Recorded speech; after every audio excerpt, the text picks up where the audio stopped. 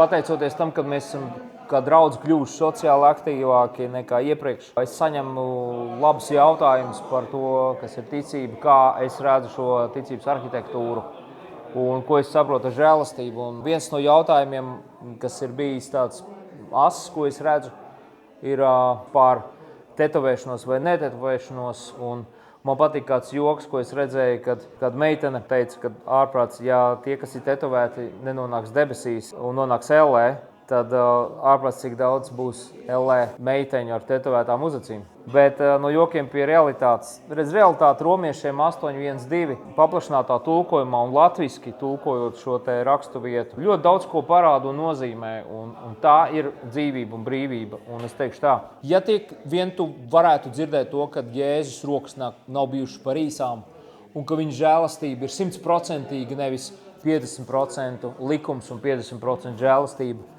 Un tieši tas ir jaunās derības brīnums, kad jebkuram cilvēkam ir dāvāta pilna svētība, būt svētam, būt Dieva sirdī, Tēva sirdī, iebūvētam Jēzu Kristu.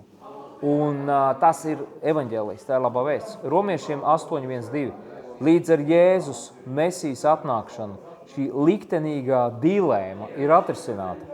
Tie, kas ieiet Kristus esmu tev līdzās realitātei, vairs nedzīvo zem nemitīga, zemu, karājoša mākoņa, melna mākoņa. Ir sācies jauns spēks, dzīvības gars, kas ir Kristū, kā spēcīgs vējš, ir lieliski attīrījis gaisu, atbrīvojot tevi no liktenīgas dzīves, kas bija pakļauta grēka un nāves brutālai tirānijai. Šis vārdu salikums, manuprāt, ir ļoti spēcīgs. Jo, ja tu esi bauslības varā, tu esi nokļuvis slazdā, un tā ir brutāla tirānija. Tā ir tā brutālā tirānija, par kuru runā apostols Pāvils.